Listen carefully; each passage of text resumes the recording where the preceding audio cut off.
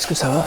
Bon, aujourd'hui, alors, en fait, j'ai un peu merdé sur l'enregistrement, donc je voulais le déballer avec vous, mais le micro sans fil n'a pas enregistré. Donc bon, aujourd'hui on s'occupe du Fluke FC64.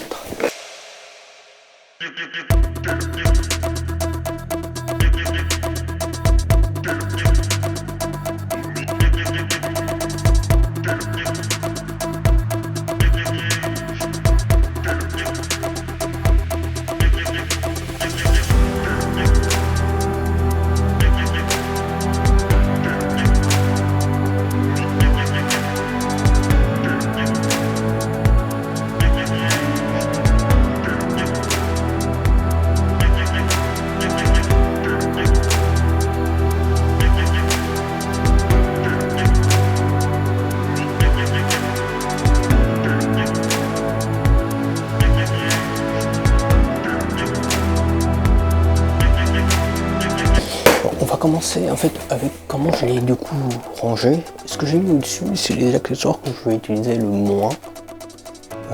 Donc ici les pointes.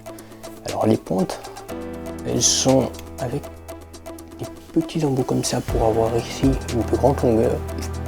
On va rentrer, genre dans les prises, on peut enficher ça comme ça.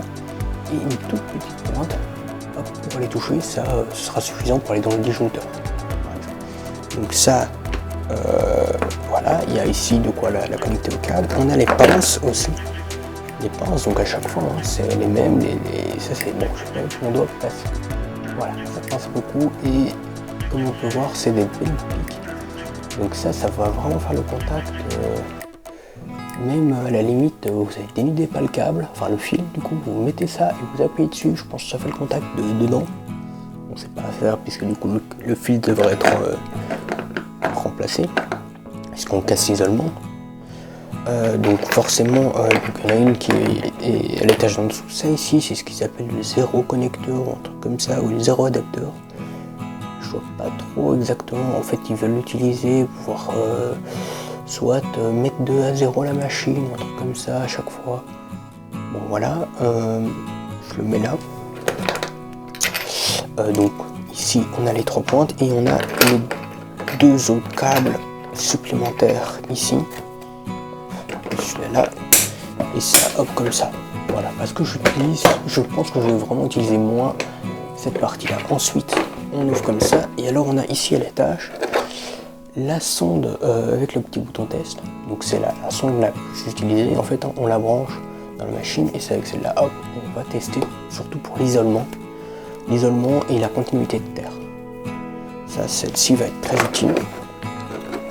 Et donc avec celle-ci, il nous faudra l'autre sonde avec justement une croco pour pouvoir venir se fixer sur un fil, sur une bande de terre ou quoi. Donc voilà. J'ai pris la verte puisque c'est souvent en fait pour la continuité de terre et donc bon, ça c'est juste pour le côté voilà, un peu ridicule, mais alors par contre je sais pas comment ils ont enroulé ça en usine, mais je trouve que ça voilà, on sait pas bien les enrouler pour les tenir, c'est un peu embêtant, on va dire ça comme ça. Ensuite on ouvre ça et voilà.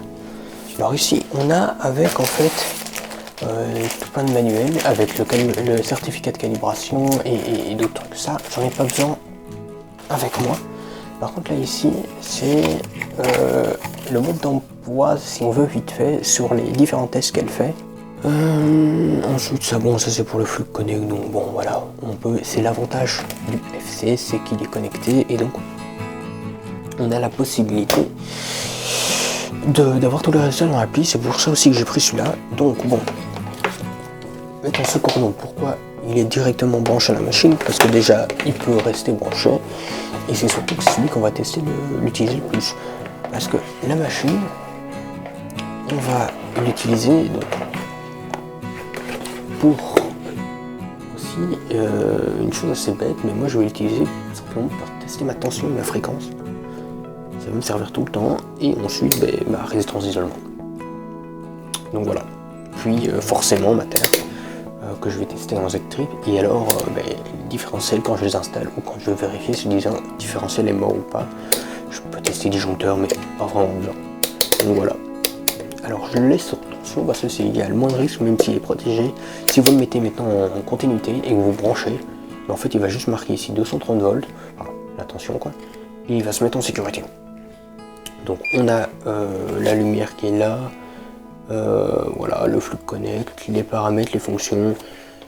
En fait c'est vraiment assez simple d'utilisation et c'est pour ça. Ouais, on peut toujours garder le petit mode d'emploi Quick Start pour s'aider. Alors ici à l'arrière on a le connecteur, hop, où on a les 3 broches et notamment ici pour notre sonde de test, mais en fait c'est entre ces deux là que ça fait la connexion.